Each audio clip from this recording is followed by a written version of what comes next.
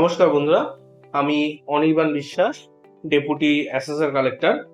আজ তোমাদের সঙ্গে কিছু ইকোনমিক্সের ইম্পর্টেন্ট পিওয়াইকিউ কোশ্চেন আলোচনা করা যাক।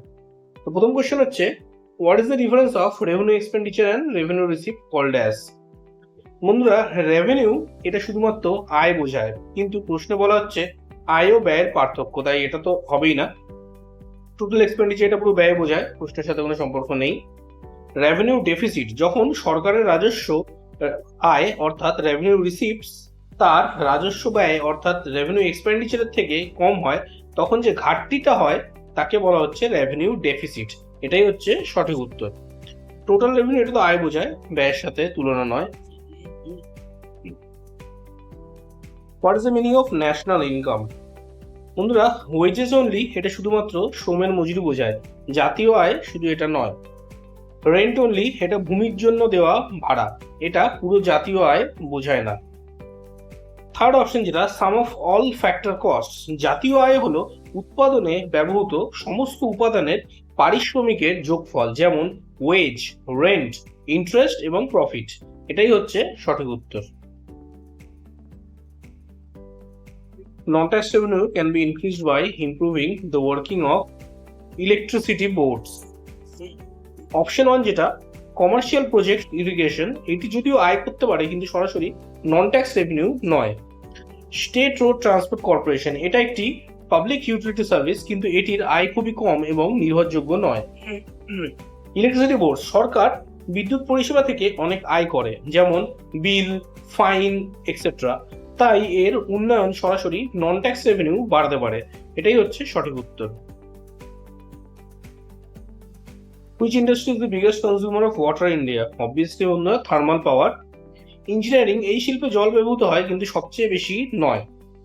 পেপার অ্যান্ড পাল্প, অনেক জল লাগে কিন্তু সীমিত পরিসরে। টেক্সটাইলস, এতে অনেক জল লাগে কিন্তু এটি দ্বিতীয় অবস্থানে থাকতে পারে।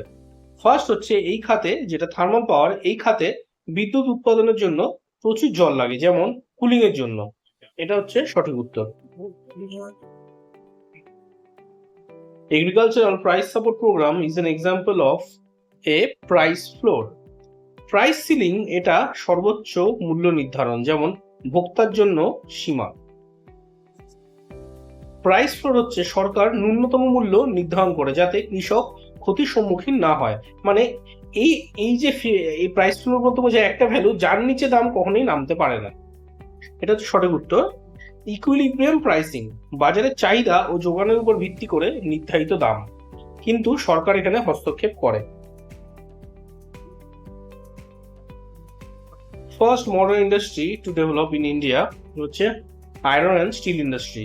1907 সালে টিসকো প্রতিষ্ঠার মাধ্যমে এটি প্রথম আধুনিক শিল্প হিসেবে শুরু হয়। এটা হচ্ছে সঠিক উত্তর। সিমেন্ট ইন্ডাস্ট্রি এটা পরে শুরু হয়েছিল। কটেজ ইন্ডাস্ট্রি এটা প্রাচীন শিল্প, আধুনিক নয়।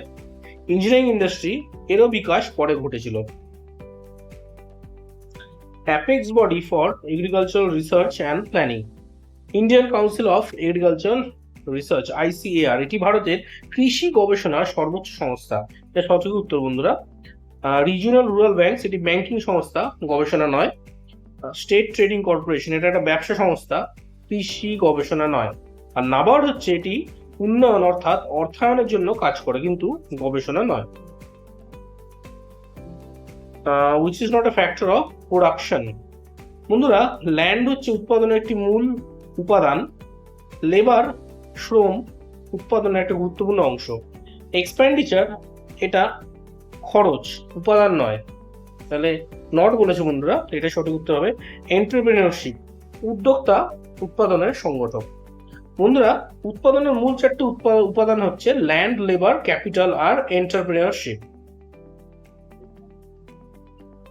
টাটা আয়রন ও steel company TISCO was established in, একটু আগেই বলেছি বন্ধুরা, 1907 সাল। এটা হয়েছিল সাকচি, জামশেদপুরে। what is used for indexing dearness allowance? বন্ধুরা, ইন্টারেস্ট রেট যেটা, ইন্টারেস্ট রেট সাধারণত ব্যাংকিং খাতে লোন বা ডিপোজিটে কত সুদ দেওয়া হবে তা নির্ধারণ করে। এটি মূল্যবৃদ্ধির সাথে কিছুটা সম্পর্কিত হলেও ডিএ নির্ধারণের জন্য সরাসরি ব্যবহার হয় না। সেকেন্ড অপশন যেটা সিপিআই, কনজিউমার প্রাইস ইন্ডেক্স।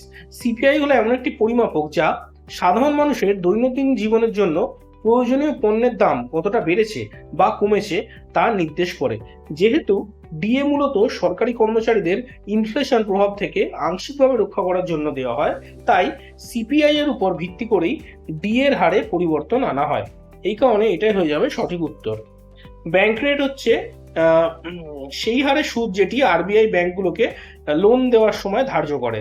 এটা মুদ্রানীতির একটি অংশ হলেও ডি এর সাথে সরাসরি কোনো সম্পর্ক নেই। আর এসএলআর, স্ট্যাচুটরি লিকুইডিটি রেশিও, হলো ব্যাংকগুলোকে তাদের মোট জমার একটা নির্দিষ্ট অংশ, একটা নির্দিষ্ট পার্সেন্টেজ সরকার অনুমোদিত সম্পদে যেমন সরকারি বন্ডে রাখতে হয়। এটিও একটি আর্থিক নীতি, কিন্তু ডিএ নির্ধারণে কোনো ভূমিকা নেই। ভিডিওটি ভালো লেগে থাকলে চ্যানেলটি সাবস্ক্রাইব করুন বন্ধুরা, এবং ডিসক্রিপশনে দেওয়া লিঙ্কে ক্লিক করে আমাদের হোয়াটসঅ্যাপ গ্রুপে জয়েন করে যান, যাতে আপনি এই ধরনের এডুকেশনাল ভিডিওস রেগুলারলি পেতে পারেন। Learn from an officer, become an officer. Thank you.